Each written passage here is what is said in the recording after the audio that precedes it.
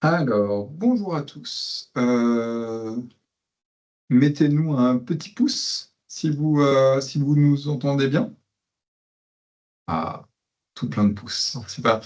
Merci. Merci d'être aussi nombreux à nouveau pour ce troisième atelier de la journée. J'ai essayé de ne pas faire trop de redites par rapport à l'intro interop, on va voir. Donc, on sera 3 présentateurs à cette session, qui est une session d'introduction sur Fire et le SMT. Donc, Fire et le SMT, c'est deux outils, enfin un outil et un standard qui est utilisé dans le cadre des 4 tests du Project Atom. Donc, c'est une introduction aux 4 tests du Project Atom, mais globalement, ça servira à quiconque souhaite une introduction sur ces 2 sujets. Donc, on sera 3 présentateurs dans cette session. Je ne sais pas si vous voulez vous présenter. On peut faire ça, là, commencer puis ensuite. Ouais, carrément. Donc, moi, je suis expert interop à l'Agence numérique en santé depuis maintenant presque 4 ans et je travaille essentiellement sur Fire, sur le standard d'interopérabilité Fire, et je suis représentant HL7 France.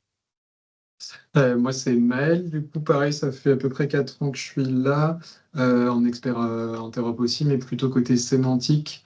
Et je m'occupe de la partie SNOMED CT, et donc je suis représentant dans la gouvernance SNOMED. Et Rory, si tu veux te présenter.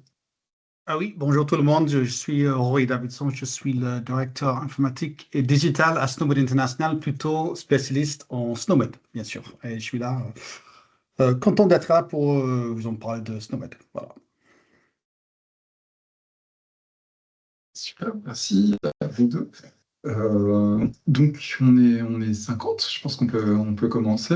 On a atteint à peu près le nombre d'inscrits, donc c'est super. Refait cette slide encore une fois. Globalement, les dates, il y a plein de formats pour décrire une date, 22/10/2024, 22 octobre 2024. De la même manière, pour une même mesure, par exemple une glycémie, on peut utiliser des unités différentes, en grammes par litre ou en millimoles par litre. Et si donc 2 systèmes utilisent des formats de dates ou des unités différentes, et ben du coup, il va falloir, pour comprendre, faire des transformations et donc risquer d'engendrer des biais et des incompréhensions. Donc l'idée de l'interop, c'est de définir quel est le format de la date, quelles sont les bonnes unités pour parler un langage commun globalement. Bien sûr, la date et les unités, les données médicales ne se limitent pas à ça. Ça va bien plus loin avec les pathologies, les symptômes, les mesures, les données de vie réelle et tout ça. Et donc, on a un besoin fort de standardisation pour que les données soient partageables et réutilisables. Et donc, pour cela, on a besoin de 2 piliers d'interopérabilité. Donc, la syntaxe, donc dans quelle case, en fait, placer les bonnes informations. Par exemple, la structure d'une prescription avec un code médicament, un patient, un prescripteur, etc. Pour ce faire, on a différents standards tels que CDA, H', HL7V2, Fire, DICOM. Et en plus de ça, il y a la sémantique. Donc, la sémantique, c'est des dictionnaires de code concept schématiquement qui va pouvoir référencer en fait des concepts via un code informatique pour être compris informatiquement. Et donc, je prends par exemple le référentiel RIM, le référentiel unique d'interopérabilité du médicament, qui va servir par exemple dans le cadre d'une prescription à définir le code médicament. Et donc, en exemple de terminologie, on a la LOIC, la SNOMED-CT, SIMD, SNOS. Donc, il faut vraiment la combinaison de la syntaxe, donc des standards d'interopérabilité syntaxique, tels que ceux cités ici, et la sémantique, telle que la SNOMED, par exemple, dont on va pouvoir parler tout à l'heure, pour vraiment garantir une interopérabilité dans l'échange des données. Donc, cette présentation se concentrera vraiment sur Fire et le SMT et SNOMED. Donc, dans cette présentation, on parlera du standard Fire d'un point de vue un peu plus technique que dans la session d'introduction qu'on a eue à 10h30. On va refaire une passe plus rapide que ce matin sur les acteurs de l'interopérabilité en France et à l'international. On va parler de Fire et des terminologies. Donc, comment est-ce que Fire est aussi utilisé pour exprimer et exposer les terminologies. en prenant le cas concret du coup du serveur multiterminologie de l'ANS, qui permet de diffuser du coup les jeux de valeurs et les terminologies via Fire, comme on le verra tout à l'heure.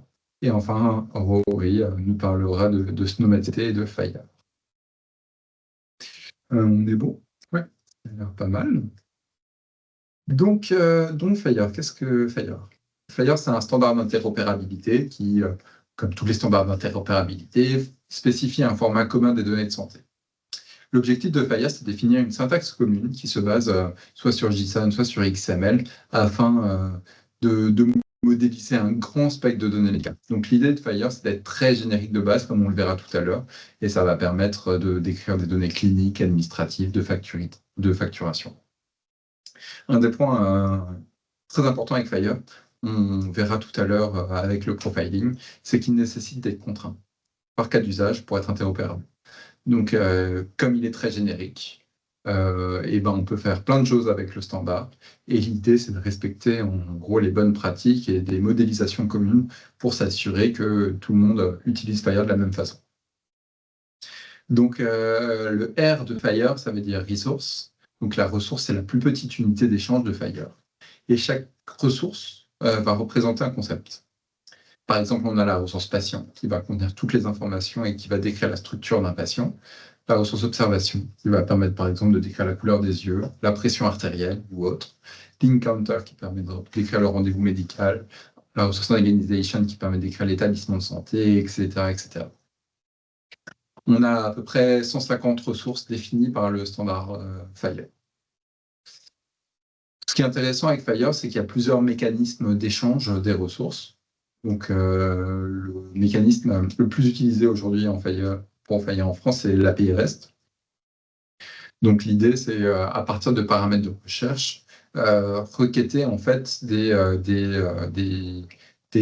ressources d'intérêt. Par exemple, retrouve-moi tous les patients qui sont nés avant 1980, par exemple. Donc, c'est vraiment récolter les données vraiment unitaires par ressource. On peut également, par l'API REST, modifier des ressources, etc., vraiment de manière unitaire.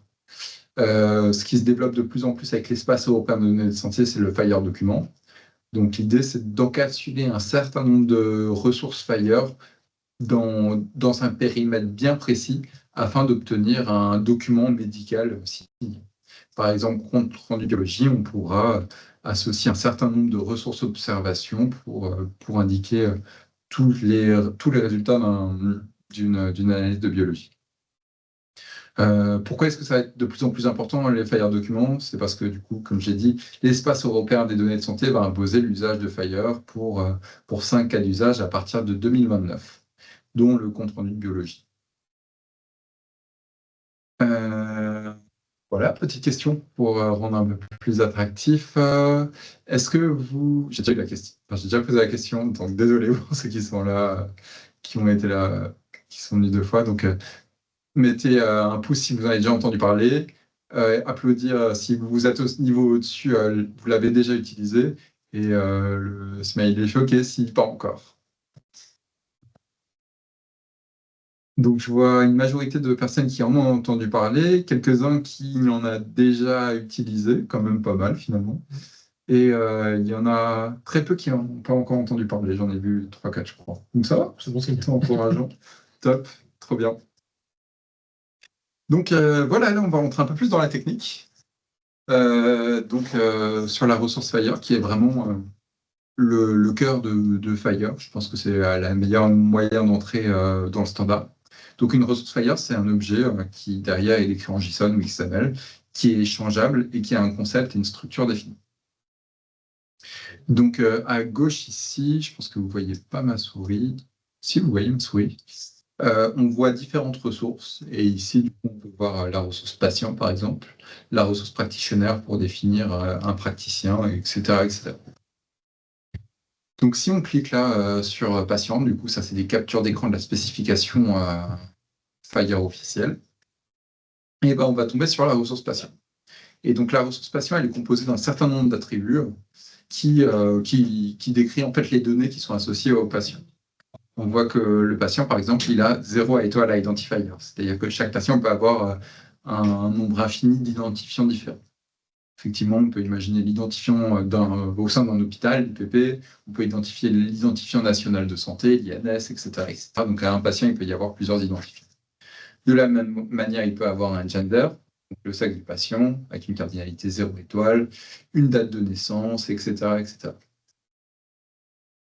À partir de ces règles, en fait, de la structure d'un patient, on peut définir, du coup, une ressource JSON qui permet de décrire un patient qui existe. Par exemple, ici, Pierre Durand, on voit du coup son identifiant, dont on parlait tout à l'heure.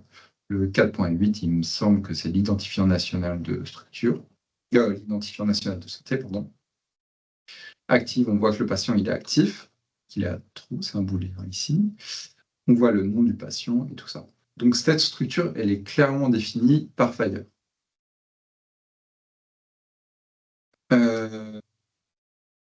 Est-ce que c'est clair pour vous? Est-ce que vous avez des questions à ce stade? Je ne sais pas si sur les Fire documents, ce sont des bundles de têtes documents. Oui, exactement, Georges-Alexandre. Les Fire documents, c'est des bundles de type document, et c'est le cas dans l'espace européen de données de santé. Ce sera bien des bundles de type document. Et du coup, il y a une ressource spécifique qui s'appelle composition, qui va décrire la structure en gros du document. Il y a obligatoirement une ressource composition qui définit la structure du document et les ressources concernées. Une autre question de Nicolas. Définie dans l'API, mais laquelle définition? Je n'ai pas bien compris la question, peut-être que si tu peux préciser la question.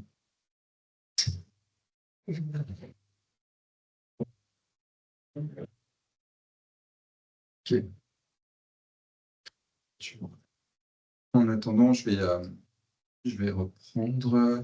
Donc, par rapport à la MSS et DMP, ça veut dire que dans X années, on va devoir utiliser Fire et non des CDA, c'est bien cela. Il retire une rétrocompatibilité. Alors, je vois que... Enfin, Johan, peut-être que tu peux prendre le point si je ne te prends pas à dépourvu. Sinon, je peux tenter de faire une réponse. Par rapport à MSS, celle-là, la question là, de Romuald, c'est ça? Oui. En gros, comment est-ce qu'on va mettre en place le passage de CDA vers Fire? Alors aujourd'hui, il n'y a rien de défini, c'est encore en construction. Comme l'a dit Nicolas, sur l'espace des données européen, enfin l'espace des données de santé européen, aujourd'hui la trajectoire est Fire. En ce qui concerne la mise en place d'échanges en tant que tel, donc ça veut dire les API, les travaux sont encore en cours, il n'y a rien de défini. Donc c'est difficile de répondre à la question précisément à l'heure où on se parle. Néanmoins, effectivement, ça sera des documents Fire qui seront échangés.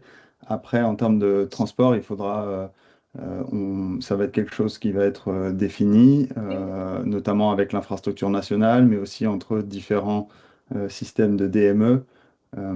Ça va être des trajectoires qu'on va donner dans les mois à venir, voire pour une mise en œuvre en 2029 pour le patient summary et la partie prescription et dispensation, et ensuite 2031 pour la bio, l'imagerie et la lettre de sortie. C'est ça. Et donc, pour compléter, donc là, c'est que sur 5 cas d'usage. Les documents CDA, il y en a beaucoup plus qui sont définis dans le cadre d'interopérabilité. Et sur ces 5 cas d'usage, du coup, on travaille à les adapter au contexte français. En fait, on part des spécifications européennes pour les adapter au contexte français, en s'assurant que l'ensemble des données qui étaient dans le CDA français avant se retrouvent bien dans le Fire document français que l'on aura à terme. Donc, on s'assure d'être équivalent en termes de fonctionnalité. OK, donc on a une question sur la version de Fire utilisée. Donc, on a eu il y a quelques années une concertation ANS Interop Santé sur l'utilisation de la version de Fire. On est resté sur la version 4 en France, et on a bien fait parce que l'Europe, a priori, se dirige aussi vers cette version 4. Donc pour l'instant, on reste en Fire R4, et la seule chose qui pourrait nous faire bouger, à mon sens, c'est les décisions européennes. Et les décisions européennes, pour l'instant, c'est plutôt R4. Sachant qu'il y a R6 qui va bientôt sortir. Les documents seront comparés en base64 dans le flux Fire. Effectivement, du coup, Fire permet deux choses, soit de structurer le document en Fire, donc c'est du Fire document, bundle de type Fire document, et ça permet aussi de partager des documents de santé. Et du coup, là, on a la spécification PDSM, partage de documents de santé en mobilité, qui est testée pendant le projet Caton, et elle permet juste le partage via API de documents. Et du coup, la spécification PDSM permet de partager des documents au format Fire, donc Fire document, CDA ou bien même PDF. Savoir s'il y a une date de fin. Une durée de vie, non, il n'y a pas de durée de vie officielle. Elle sera toujours publiée. Il n'y a pas de durée de vie. Et l'idée de l'interopérabilité, c'est avant tout que tout le monde soit d'accord sur le format. Sur les versions, sur les... Et sachant qu'il y a beaucoup de travaux qui sont reportés en F4. Ok, je vais continuer un petit peu. Donc ici, je vous ai montré du coup cette capture d'écran de la structure d'un patient avec Identifier active. Là, c'est au format tableau pour l'humain, pour qu'il puisse le lire. Mais ce qui est intéressant, c'est que derrière, il y a ce qu'on appelle une structure de définition. Du coup, c'est une description technique en fait des différents attributs et cardinalités des différents champs. Par exemple, ici, le gender qu'on voit là, et ben, on voit que les cardinalités minimales 0 et maximales à 1. Donc, toutes les métadonnées qui permettent de décrire en fait la structure du patient, elles sont également standards. C'est une ressource qui s'appelle structure définition qui permet de décrire ça. Et ce qui est très intéressant, c'est que comme c'est standard, et ben, du coup, on peut le passer dans des validateurs pour valider automatiquement la conformité des instances des objets. Et ça correspond globalement au schématron en CDA, pour ceux qui sont issus du monde CDA. Voilà, et ce qui est intéressant, c'est que du coup, une fois qu'on a plein de ressources Fire, et ben, on peut les référencer entre elles pour faire un schéma global de ressources. Par exemple, dans le cadre du sac de soins, un sac de soins s'associe à un patient, et il y a plein de professionnels qui gravitent autour. Et du coup, il y a des relations entre les différentes ressources pour décrire ce graphe de ressources. Point important pour Fire, c'est le profilage. Donc, selon vous, est-ce que Fire est suffisant pour garantir l'interopérabilité? Ah, il y a un oui. Ok.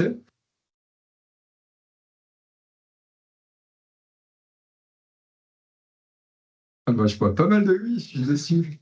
Ok. Ben, moi, j'ai envie de dire, c'est un premier pas, mais pas forcément. Parce que, en fait, comme je l'ai dit avant, Fire est très générique. Et du coup, il ne permet pas forcément l'interopérabilité. On en a parlé avant, il y a plein de releases de Fire. Si on utilise des versions différentes et tout, on n'est pas forcément rétro-compatible. On n'est pas rétro-compatible tout court. Donc j'aurais plutôt dit non.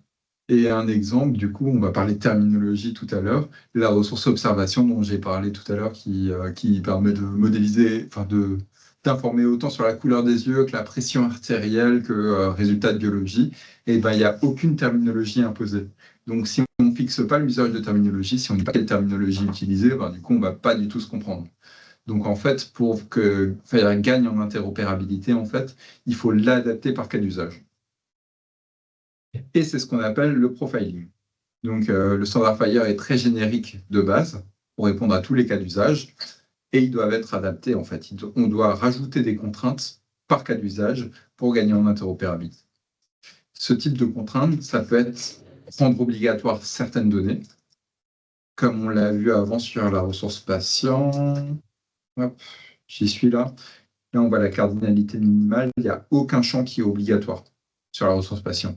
Donc, si tout le monde remplit des champs au hasard, et ben, du coup, on n'aura aucune information commune, cohérente, quoi. De la même manière, du coup, le profiling, ça permet de rendre obligatoire l'utilisation de certains codes concepts, de certaines terminologies. Par exemple, on pourrait dire, dans ce cas d'usage, il faut obligatoirement utiliser un certain nombre de concepts issus de la SNOMED-CT. Par exemple, il y a les couleurs dans la SNOMED-CT. On pourrait faire un jeu de valeurs pour les couleurs des yeux. On peut aussi déterminer l'usage d'extensions pour les champs non définis de base par le standard. Donc effectivement, Fire permet de rajouter des extensions pour ajouter des attributs en fait, qui ne sont pas de base dans le standard. Enfin, ce qui est très important, c'est qu'il n'est pas possible de relaxer une règle. Et donc, ce qui est intéressant, donc on a vu les structures définitions pour décrire les ressources Fire, mais il y a aussi des structures définitions pour décrire les profils. Donc, par exemple, ici, vous avez une capture d'écran du profil FR Corps patient, qui est la déclinaison française de la ressource patient internationale. Et donc ici, on peut voir que l'identifier, il est obligatoire, le name est obligatoire, le gender est obligatoire, le birth date est obligatoire. Et donc, c'est des contraintes qu'on a rajoutées pour indiquer l'obligation d'avoir des champs qui soient remplis dans le contexte français. Et donc pareil, on a une structure définition qui va dire que on a vu avant que le patient.gender c'était 0,1 et le profil ici, il passe à 1,1. Et sachant que la base definition, c'est le patient. Petit point sur les guides d'implémentation. Donc, on peut imaginer qu'on a fait un certain nombre de profils pour un cas d'usage. J'ai pris l'exemple du sac de soins, le patient, le praticien, la situation d'exercice, l'hôpital et tout. Une fois qu'on a tout ça, toutes ces informations, tous ces profils Fire, et ben on va pouvoir le mettre dans un guide d'implémentation. Un guide d'implémentation, qu'est-ce que c'est? C'est un site web en fait, qui permet d'associer au même endroit une documentation technique, donc l'ensemble des profils, et une documentation narrative qui permet d'expliquer comment utiliser ces différents artefacts. Donc, ils vont contenir une liste de ressources de conformité, des structures de définition, des terminologies, d'autres ressources telles que des opérations de definition, slash paraméters, dont on ne va pas rentrer dans les détails. Et bien sûr, la documentation narrative qui va expliquer l'usage de ces ressources. Et aussi très important sur les guides d'implémentation, ils ont aussi un système d'héritage. Donc, un guide d'implémentation peut hériter d'un autre guide d'implémentation et un guide d'implémentation peut être aussi versionné. Donc, à nouveau, une petite question. Est-ce que vous avez déjà consulté des guides d'implémentation Fire? Donc, premier niveau, oui, pour m'informer. Applaudir, oui, pour les implémenter, si vous avez déjà implémenté un guide ou pas encore. Ok, très clair. Il faudrait que je fasse un sondage pour avoir le résultat. Ça serait intéressant d'avoir la proportion parce qu'à vue d'œil, c'est difficile de juger à 60. Ok. Top. Et bien, merci. Il y a beaucoup de pas encore, mais il y a un peu des deux autres. Top. Et ben du coup, maintenant qu'on a vu les guides d'implémentation, je vais vous parler des différents acteurs français de l'interopérabilité et du profilage. Et vous montrer un premier guide d'implémentation très rapidement pour vous laisser le temps de parole après quand même. Donc on en a déjà parlé en introduction, mais globalement, en France, on a en haut à gauche et en bas à droite l'Agence du numérique en santé, donc, qui est l'instance publique qui va réguler et proposer les guides d'implémentation officiels opposables. Et en bas à droite, Interop Santé, du coup, qui est l'association qui représente du coup les organisations internationales qui représentent qui créent les standards, donc H7 et IHE. Et enfin, on a les grades en région, et donc les associations internationales HL7 et IHE qui vont définir les standards d'interopérabilité syntaxique. Et donc ici, on voit l'ensemble des guides d'implémentation Fire, partie des guides d'implémentation Fire en France. Donc tout en haut, on a le niveau international, donc la spécification cœur. Ensuite, on a la spécification cœur nationale, avec la déclinaison nationale qui est FR Corps, qui est développée par Interop Santé, donc qui va contenir tous les profils génériques pour usage national. Enfin, on va trouver les spécifications par cas d'usage. On va trouver l'annuaire santé, mesures de santé, gestion d'agenda partagé, etc., etc. Et ensuite, toutes ces spécifications par cas d'usage, elles vont être utilisées pour développer des API. Ici, je vous ai mis un certain nombre d'API nationales qui utilisent Fire et qui se basent du coup sur les spécifications par cas d'usage. Donc, on a les API Mon Espace Santé, l'Aurore, le SAS, l'Annuaire Santé, projets médico-sociaux, etc., etc. Donc, si vous êtes intéressé par aller plus loin, rejoindre les communautés, sachant que tout est open source, donc n'hésitez pas à regarder plus loin. Voilà, je vous laisse le temps de prendre les captures. Et après, avant de passer la parole à Maël, je propose de montrer rapidement un guide d'implémentation pour vous montrer à quoi ça ressemble. Il y avait juste une petite question pour le DMP. Si on a le JSON, comment s'assurer que le document est suffisamment visuel pour l'utilisateur? Il y aura donc un visualisateur spécifique. Alors, pour le DMP, donc, on n'est pas encore sur du Fire, donc je ne sais pas encore, je ne peux pas répondre à cette question. Je crois, sous réserve que le CDA, le CDA il contient obligatoirement un PDF maintenant qui contient le document en mode lisible pour l'utilisateur. Et sur Fire, je ne sais pas encore si la question a été posée au niveau Europe. Donc, je vais botter en touche sur cette question. Une date pour le DMP, non, je n'ai pas de date pour le DMP non plus, mais 2029 et 2031, les dates de l'espace européen des données de santé. Hop. Et donc, je vais vous montrer très rapidement le guide d'implémentation aux mesures de santé. Hop. Donc ici, vous avez le guide d'implémentation de mesures. Donc, il va contenir un ensemble de mesures de santé. Donc là, vous avez la liste, par exemple, l'indice de masse corporelle. Et donc, c'est une ressource qui va dériver de la ressource internationale observation et qui va être spécifiée pour l'indice de masse corporelle. Et donc, quand on clique dessus, on voit qu'on dérive de FR Core Observation BMI Profile, qui est le profil interop santé. Et quand on clique sur Snapshot, je ne vais pas rentrer dans les détails à nouveau, on voit par exemple que dans le code, on a un code Lewin qui est obligatoire. Donc, on est obligé d'utiliser ce code Lewin pour définir un indice de masse corporelle.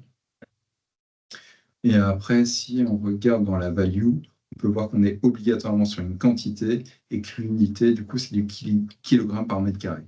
Donc, cette ressource observation, ce profil observation, va décrire vraiment le code Lewin qui permet de décrire quel type d'observation il s'agit et de décrire l'unité à utiliser dans le cadre du partage d'indices de masse corporelle.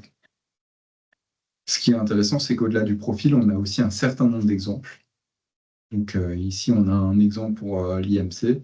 Et donc, vous avez un exemple cohérent, concret de ressources observation qui dérivent du coup du profil pour le patient Pierre Durand avec du coup un indice de masse corporelle ici, une date de prise, etc. Ce qui est intéressant avec les guides d'implémentation, c'est qu'ils sont versionnés. Donc ici, on voit qu'on est en 3.2.0 et en bas, du coup, on a un bouton historique des versions pour consulter en fait toutes les versions historiques. Donc, si vous voulez accéder à une version historique, il suffit de cliquer dessus. Donc, vous voyez, dans l'URL, on a 3.1.0. Et si on veut accéder à 3.0.0, il suffit de changer l'URL et on voit que le design a changé depuis. Voilà. Important aussi, un bouton New Issue. Donc, si vous voulez proposer une amélioration, un changement, ou s'il manque une mesure, par exemple, vous pouvez cliquer sur le bouton New Issue et ça vous renvoie vers le répertoire GitHub du projet et vous pouvez commenter et demander quelque chose, remonter une erreur. Voilà, et je vais peut-être finir par ressources de conformité. Dans ressources de conformité, vous allez trouver tous les artefacts Fire qui sont associés à ce guide d'implémentation. Et donc ici, vous avez vraiment une liste générée automatiquement de l'ensemble des profils qui sont contenus dans ce guide. On avait loupé une question, ouais. Tu avais en partie répondu. Les changements de version peuvent-ils entre les versions Fire peuvent-ils arriver du jour au lendemain et la version 5 est-elle rétro-compatible avec la 4? Parce que tu avais dit que c'était pas rétro-compatible. Ouais, en fait, chaque ressource Fire a un niveau de maturité. Plus le niveau de maturité de la ressource Fire est élevé, moins il y a de chances que ça va bouger dans la version supérieure. Donc, typiquement, la ressource patient, elle est a priori rétro-compatible. Et d'autres ressources très peu utilisées, j'ai en tête Organization Affiliation, qui permet de décrire des liens entre différentes organisations. Là, il y a moyen qu'elle évolue beaucoup. Donc, c'est vraiment à regarder au cas par cas. Est-ce que les changements de version peuvent arriver du jour au lendemain? Non.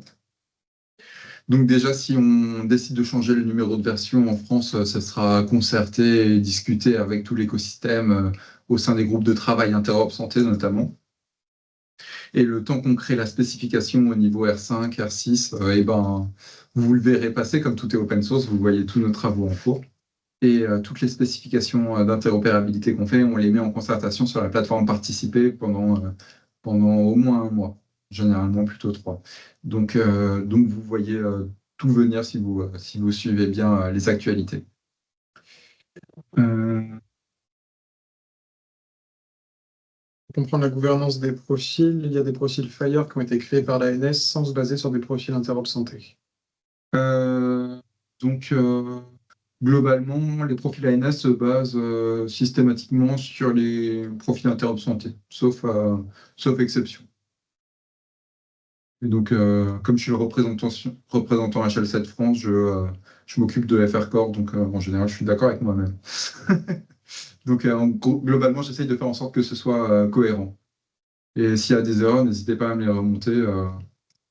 Mais l'idée, c'est vraiment de pousser un maximum de choses génériques au niveau Interop Santé, au niveau de FR Corps.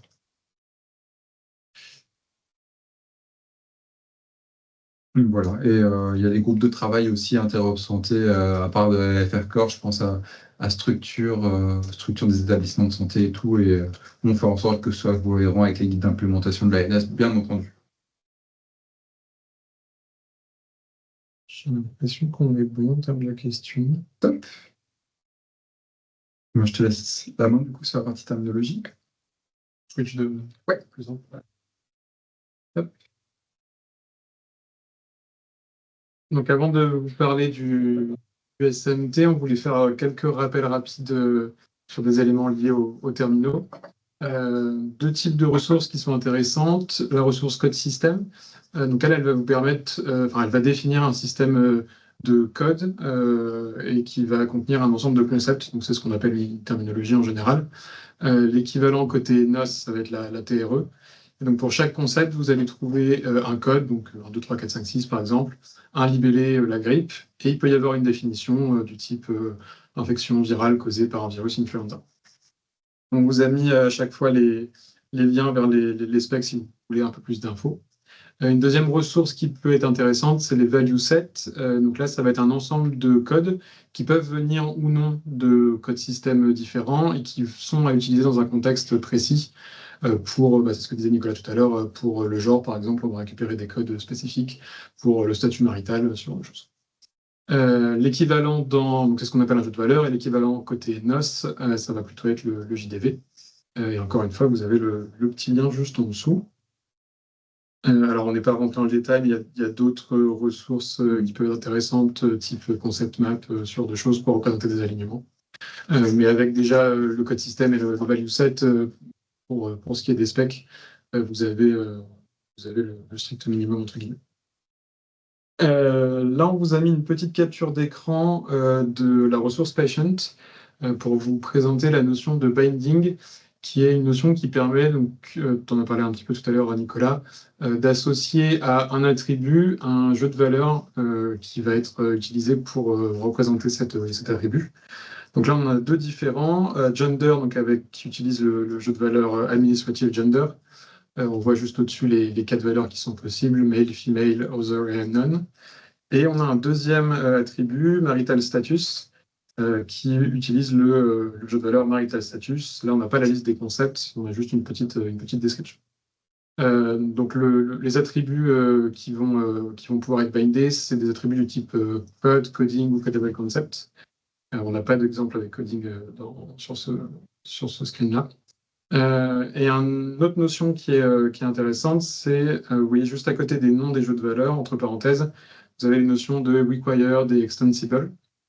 Ça, c'est ce qu'on appelle la force du binding ou la strength en anglais, qui va vous permettre de savoir à quel point est-ce que respecter cette utilisation de jeu de valeur, elle est obligatoire ou optionnelle.